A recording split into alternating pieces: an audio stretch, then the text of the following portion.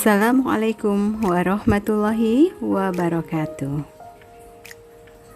Pada kesempatan kali ini kita akan mempelajari mengenai lingkungan investasi dan perdagangan sekuritas. Dalam materi ini ada beberapa subbab yang akan kita pelajari, yaitu yang pertama jenis-jenis pasar uang, yang kedua lembaga di pasar keuangan, yang ketiga sekuritas di pasar keuangan, dan yang keempat mekanisme perdagangan di Bursa Efek Indonesia.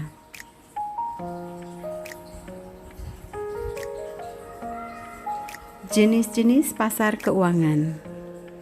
Pasar keuangan adalah pasar yang dimana pada pasar tersebut berbagai instrumen yang berkaitan atau berhubungan dengan aktiva keuangan dari suatu perusahaan diperdagangkan, atau juga dapat diartikan pada pasar tersebut terjadi aktivitas jual beli.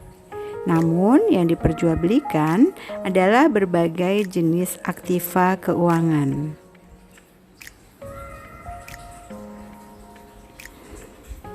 Terdapat berbagai jenis pasar keuangan, diantaranya yaitu pasar uang atau money market. Pasar uang atau yang disebut money market ini merupakan pasar atau tempat memperoleh permintaan dan penawaran dalam suatu pasar dalam jangka waktu yang pendek. Pasar uang hanya dapat memenuhi penawaran serta permintaan dalam jangka pendek dikarenakan pendeknya periode tempo pasar uang. Selain itu, pasar uang ini juga tidak memiliki ikatan dengan tempat tertentu.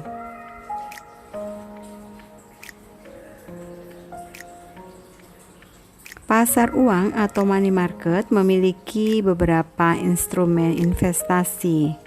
Berikut beberapa instrumen investasi dari pasar uang, yaitu sertifikat Bank Indonesia, surat berharga pasar uang antar bank, surat berharga komersial, repo, wesel tagih, surat sanggup bayar, dan sertifikat deposito.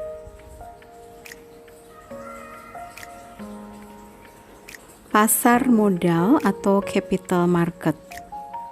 Pasar modal atau capital market merupakan tempat untuk para investor membeli sekuritas dengan menggunakan kelebihan dana yang dimilikinya dengan perusahaan yang membutuhkan modal. Bursa efek atau bursa saham merupakan tempat untuk melaksanakan transaksi sekuritas tersebut.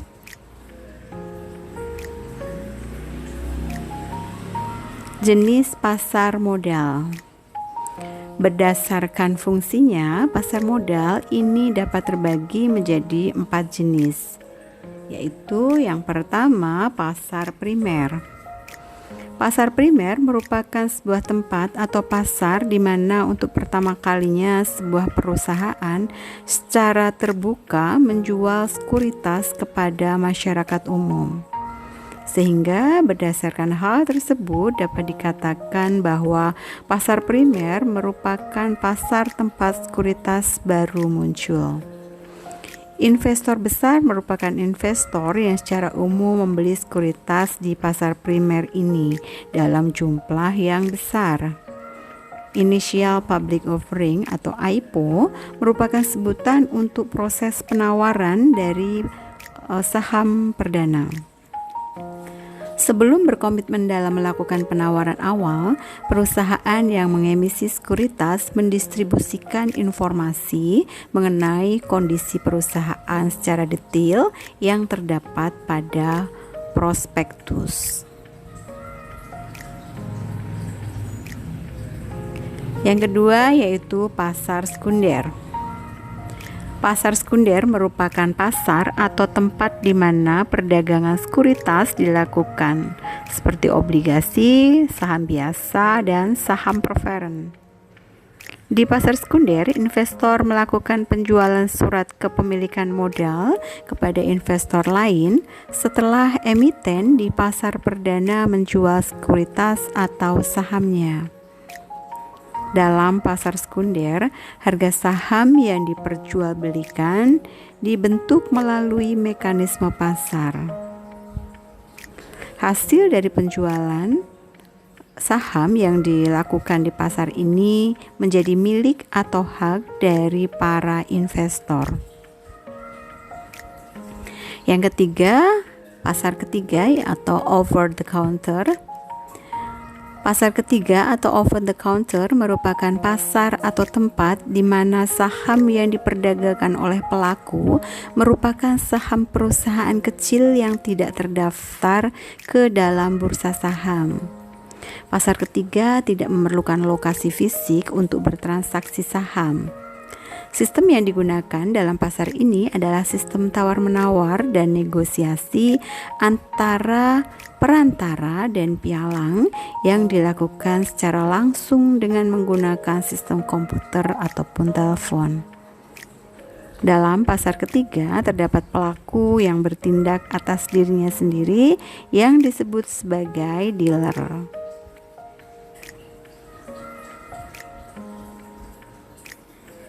Pasar yang keempat, ini merupakan pasar atau tempat di mana transaksi yang dilakukan oleh investor institusional dilakukan dengan modal besar dan tanpa perantara dari bursa efek. Pasar keempat dapat menghemat biaya transaksi karena tanpa melalui bursa efek, namun ini cenderung kurang transparan.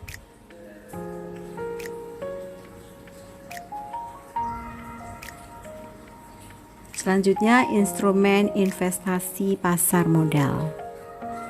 Pasar modal atau capital market ini memiliki beberapa instrumen investasi.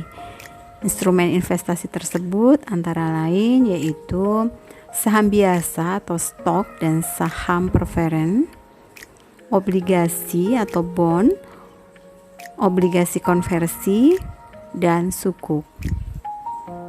Selanjutnya yaitu derivatif.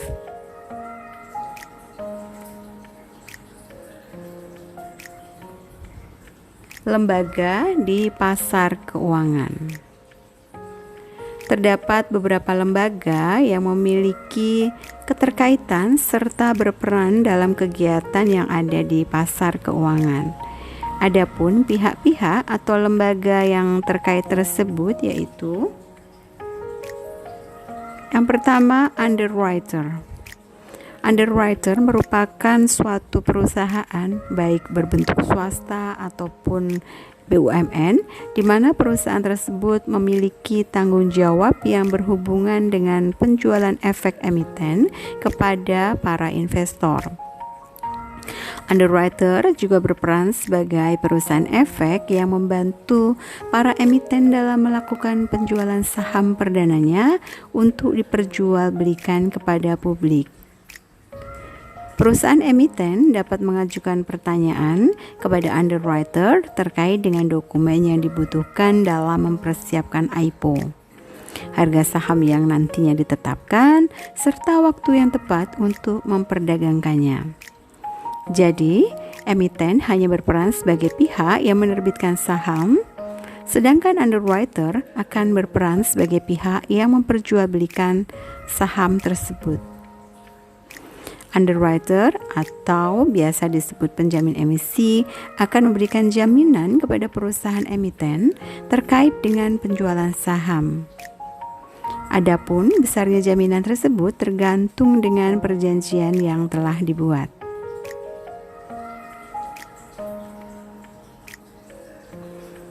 Yang kedua yaitu KSEI, Kustodian Sentral Efek Indonesia. KSEI ini merupakan suatu institusi yaitu lembaga yang berperan dalam penyimpanan dan penyelesaian atau LPP. Jadi KSEI akan menyelesaikan seluruh aktivitas yang berkaitan dengan transaksi suatu efek. Umumnya pihak emiten pada saat akan menerbitkan saham perdananya akan menghubungi KSEI terkait dengan proses pendaftaran. Lalu selanjutnya KSEI akan menyimpan saham dan mendistribusikannya.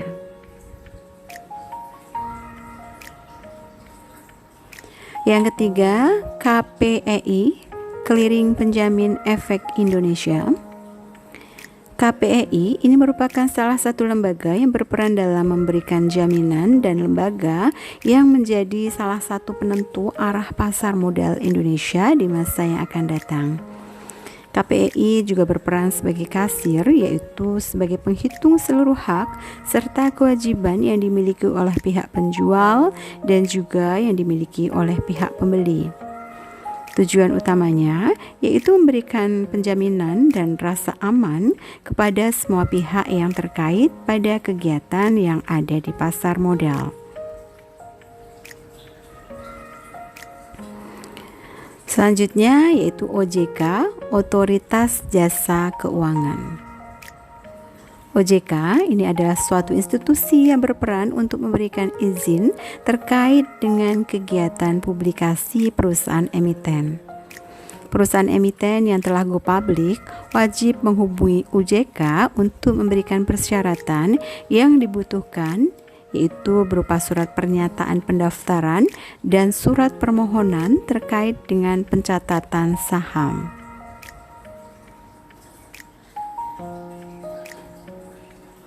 Selanjutnya, akuntan publik. Akuntan publik memiliki peran dalam proses kegiatan audit laporan keuangan.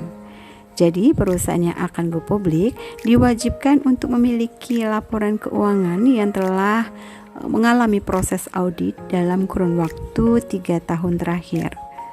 Oleh karena itu, akuntan publik ini berperan dalam proses kegiatan tersebut. Selanjutnya, konsultan hukum dan notaris. Konsultan hukum ini berperan dalam memastikan seluruh hal yang berkaitan dengan kelayakan perusahaan, yaitu dalam aspek hukum pada saat perusahaan akan melakukan IPO. Selanjutnya, notaris akan berperan dalam pembuatan surat perjanjian yang berhubungan dengan kegiatan IPO. Yang ketujuh, BAE, yaitu Biro Administrasi Efek, dan BII, Bursa Efek Indonesia. BAE merupakan biro yang memiliki peran dalam kegiatan administrasi terkait dengan aktivitas pemesanan saham serta aktivitas penjatahan saham IPO. Biro ini berada di bawah Bursa Efek Indonesia. Peran selanjutnya yang dimiliki oleh BAI yaitu mencatat dan melakukan pembagian terkait dengan kepemilikan sekuritas yang sesuai dengan pemiliknya.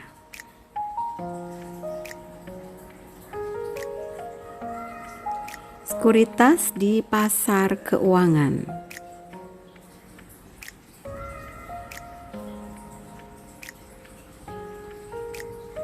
Sekuritas ini yaitu surat hutang di mana surat hutang tersebut dapat dicairkan atau dapat diubah menjadi sejumlah uang tunai secara cepat. Sekuritas bersifat liquid sehingga surat ini dapat diperdagangkan. Sekuritas juga dapat diartikan sebagai bentuk kepemilikan akan sejumlah aset pada suatu perusahaan. Terdapat dua jenis sekuritas, yaitu yang pertama sekuritas utang. Sekuritas ini memiliki bentuk kepemilikan utang di mana kepemilikan tersebut berbentuk surat berharga yang memiliki batas waktu pembayaran. Sekuritas jenis utang ini meliputi obligasi pemerintah, yaitu salah satu bentuk obligasi di mana obligasi tersebut diterbitkan oleh pemerintah dari suatu negara dan dengan mata uang negara tersebut. Selanjutnya, obligasi korporasi yaitu salah satu obligasi swasta yang berbentuk surat hutang di mana surat tersebut diterbitkan oleh suatu korporasi. Yang kedua, sekuritas ekuitas.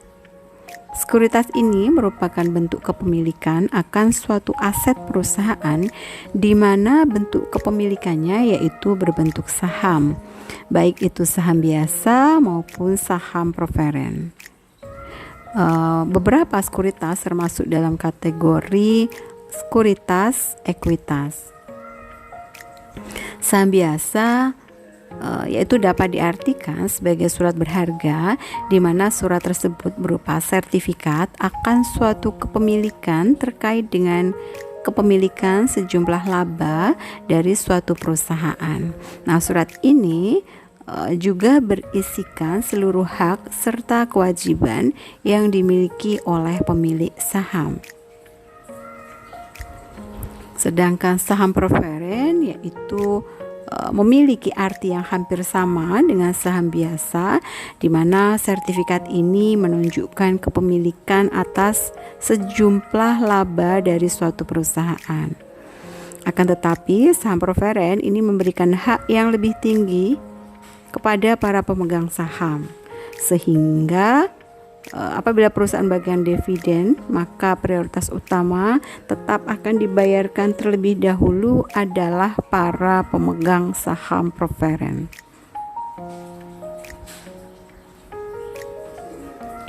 Mekanisme surat berharga diperdagangkan di Bursa Efek Indonesia. Mekanisme bagaimana sebuah saham itu diperdagangkan di Bursa Efek Indonesia. Pelaksanaan perdagangan efek di bursa dilakukan dengan menggunakan fasilitas JATS NextG, Jakarta Automated Trading System. Ini adalah suatu fasilitas yang digunakan di bursa dalam aktivitas jual beli yang dilakukan oleh para anggota bursa. Perdagangan efek di bursa hanya dapat dilakukan oleh anggota bursa yang juga menjadi anggota clearing KPEI. Di samping itu, anggota bursa juga merupakan pihak yang akan bertanggung jawab atas semua aktivitas transaksi di Bursa Efek Indonesia, baik demi kepentingan pribadi ataupun kepentingan nasabah lainnya.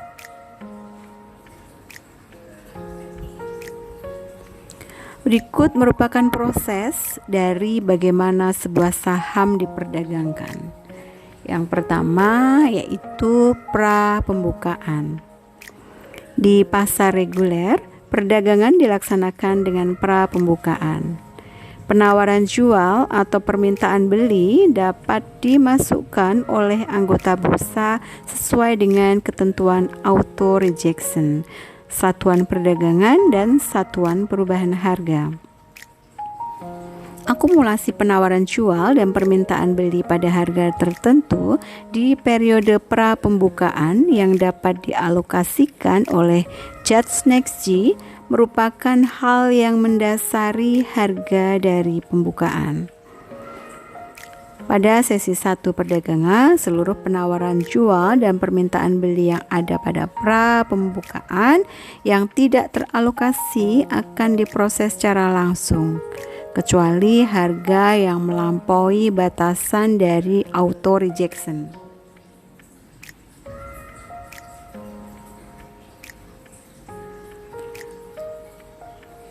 Proses selanjutnya yaitu pra-penutupan. Anggota bursa pada masa pra-penutupan dapat memasukkan penawaran jual atau permintaan beli sesuai dengan ketentuan auto rejection, satuan perdagangan, dan satuan perubahan harga. Seluruh proses ini dilakukan oleh Jakarta Automated Trading System dengan didasarkan kepada price priority dan time priority. Proses selanjutnya yaitu pasca penutupan. Dalam pasca penutupan Jakarta Automatic Trading System, ini mempertemukan secara berkelanjutan anggota bursa yang memasukkan penawaran jual dan permintaan beli pada harga penutupan atas penawaran jual dengan permintaan beli yang secara keseluruhan sama maupun sebagian yang didasarkan pada time priority. Satuan perdagangan. Dalam pasar reguler dan tunai, perdagangan harus dalam satuan perdagangan efek atau kelipatannya, yaitu 100 efek. Sedangkan dalam pasar negosiasi tidak digunakan satuan perdagangan. Berikut merupakan tabel yang merupakan satuan perubahan harga atau fraksi.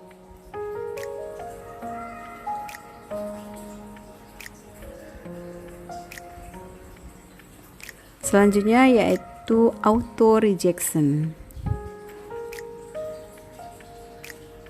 Jika harga yang dimasukkan oleh anggota bursa ini berada di luar rentang harga, maka Judge Next G akan secara otomatis menolaknya.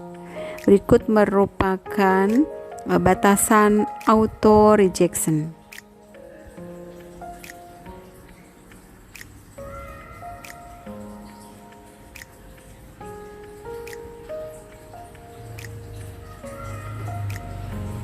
Selanjutnya yaitu penyelesaian transaksi di saham di Bursa Efek Indonesia. KPEI ini menjamin penyelesaian transaksi yang dilakukan anggota bursa jual dan juga bursa beli sebagai pihak yang melakukan transaksi di pasar reguler dan tunai. Dalam pasar reguler, transaksi bursa wajib diselesaikan pada hari bursa kedua setelah terjadinya transaksi bursa T+2. Sedangkan dalam pasar tunai, transaksi bursa diselesaikan pada hari bursa yang sama dengan terjadinya transaksi bursa T+0. KPEI akan menentukan penyelesaian transaksi bursa melalui proses netting.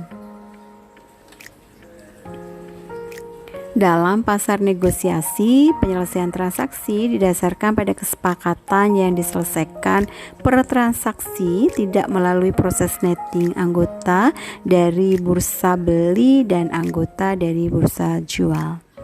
Selain itu, berbeda dengan pasar reguler dan tunai yang dijamin penyelesaiannya oleh KPI, dalam proses negosiasi KPI tidak menjamin penyelesaian transaksi antara anggota bursa beli dan jual.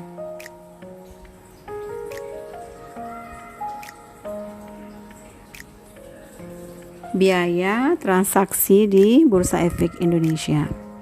Berikut merupakan biaya transaksi yang diberikan kepada KSEI, KPEI, dan bursa yang wajib dibayarkan oleh anggota bursa yang dihitung berdasarkan nilai per transaksi anggota bursa baik di pasar reguler, pasar tunai, maupun pasar negosiasi.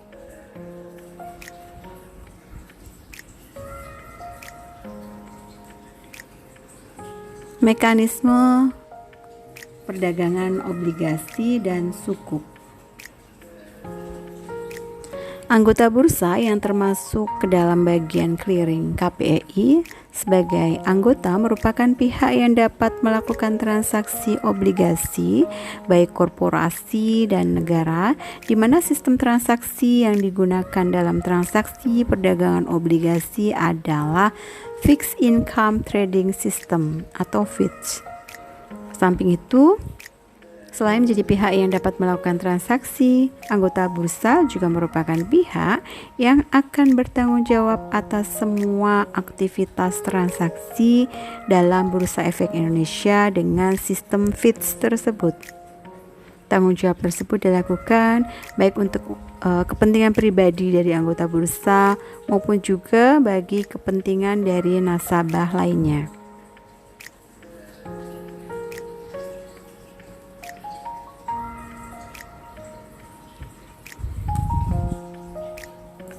Selanjutnya yaitu Fixed Income Trading System atau FITS. Fixed Income Trading System ini adalah sebuah fasilitas bagi para anggota bursa yang memfasilitasi aktivitas perdagangan obligasi dan sukuk yang disediakan oleh Bursa Efek Indonesia. Untuk menggunakan sistem Fixed Income Trading System, pastikan bahwa obligasi serta sukuk yang digunakan harus tercatat dalam Bursa Efek Indonesia. Karena perdagangan obligasi dan sukuk melalui sistem FITS hanya dapat dilakukan apabila obligasi dan sukuk yang diperjualbelikan sudah terdaftar di Bursa Efek Indonesia.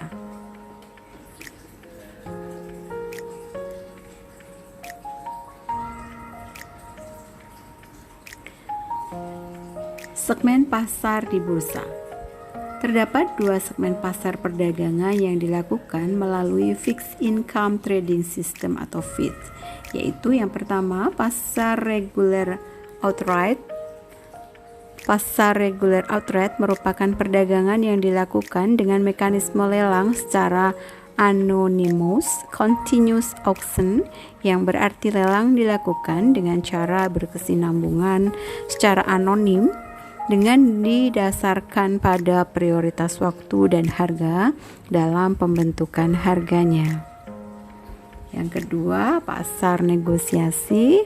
Ini merupakan sarana pelaporan dan hasil kesepakatan yang dilakukan oleh para anggota bursa akan transaksi yang dilakukan anggota bursa dengan pihak lain maupun transaksi antar sesama anggota bursa.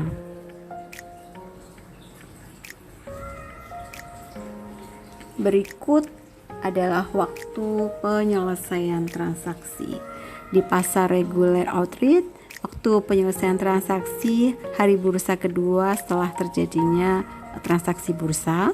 Sedangkan pada pasar negosiasi, waktu penyelesaian transaksi itu berdasarkan kesepakatan antara anggota bursa jual dengan anggota bursa beli.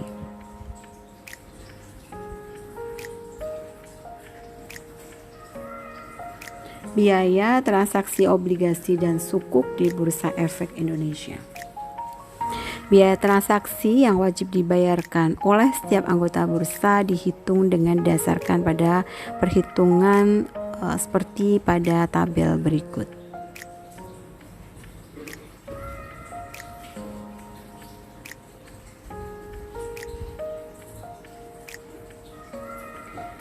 Selanjutnya, mekanisme perdagangan derivatif.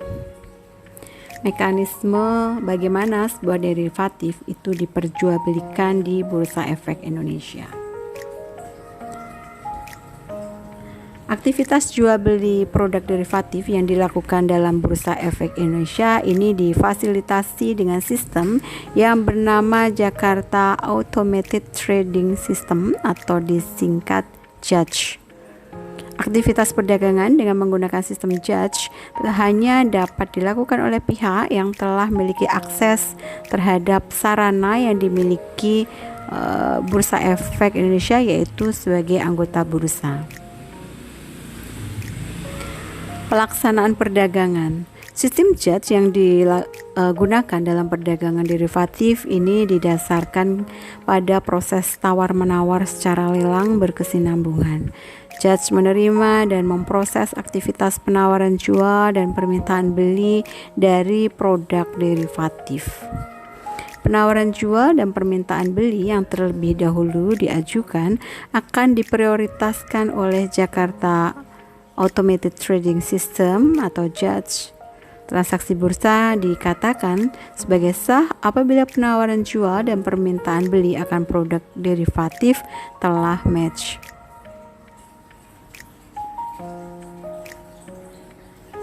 Selanjutnya, berikut adalah merupakan produk keuangan derivatif yang diperjualbelikan dalam Bursa Efek Indonesia.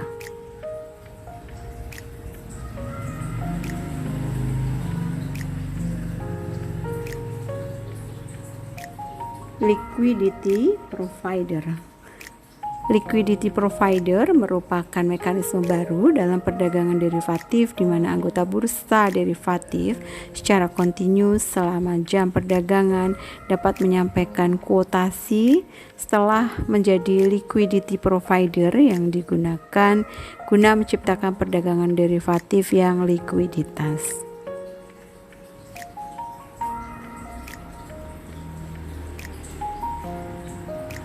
Berikut adalah perdagangan derivatif.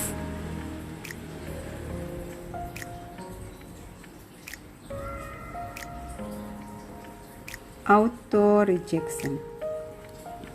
Permintaan beli atau penawaran jual ini akan ditolak secara mekanis oleh sistem Judge Jakarta Automatic Trading System apabila permintaan beli ataupun penawaran jual ini melampaui dari batas harga tertentu yang telah ditetapkan. Berikut ini merupakan peraturan dari bursa yang berlaku mengenai auto rejection.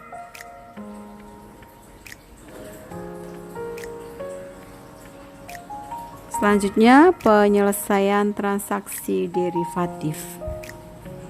Berikut merupakan ketentuan dalam penyelesaian sebuah transaksi bursa yang terjadi di pasar kontrak berjangka indeks efek LQ45 yang dilakukan setelah melalui clearing oleh KPI secara netting.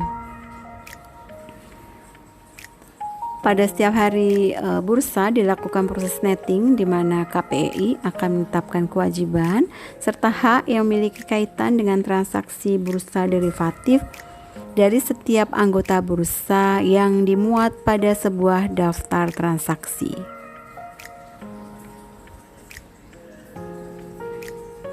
Berikut yaitu biaya transaksi derivatif. Biaya transaksi yang harus atau wajib dibayarkan oleh anggota bursa dihitung dengan didasarkan pada perhitungan sebagai berikut.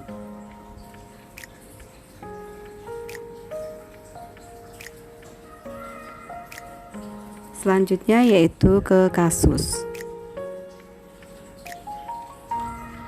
Hero Finance telah melakukan berapa kali aktivitas transaksi pembelian saham pada PT Bahagia Selalu. Pada bulan Januari tahun 2022, Hero telah melakukan 4 kali transaksi pembelian saham. Adapun rincian harga beserta jumlah saham yang dibeli adalah sebagai berikut.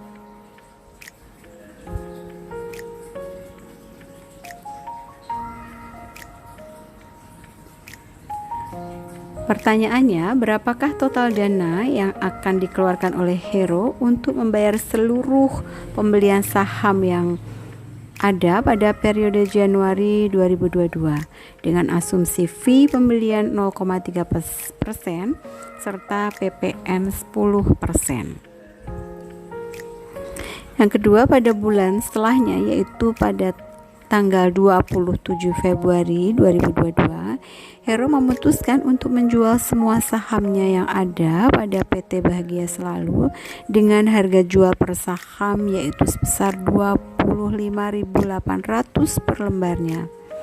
Hitunglah jumlah keuntungan yang berhasil diperoleh Hero dari aktivitas penjualannya. Dengan asumsi fee penjualan 0,3%, PPN 10%, serta PPH sebesar 0,1%. Berikut adalah hasil perhitungannya.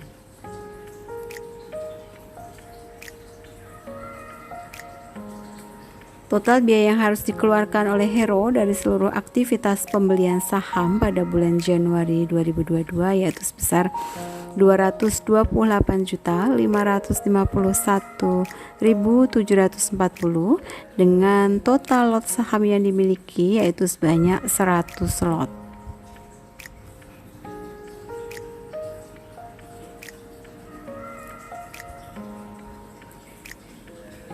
Selanjutnya yaitu perhitungan aktivitas transaksi penjualan saham yang dilakukan oleh Hero.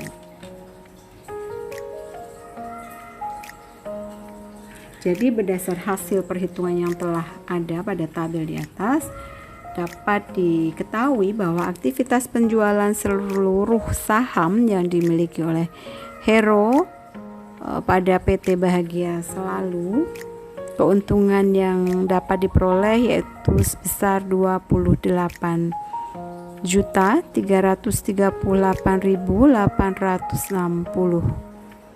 Nilai ini diperoleh dari hasil total penjualan seluruh saham dikurangi dengan biaya pembelian. Baik, demikian materi kita tentang lingkungan investasi dan perdagangan sekuritas. Semoga video ini dapat memberikan manfaat bagi kita semua. Terima kasih. Wassalamualaikum warahmatullahi wabarakatuh.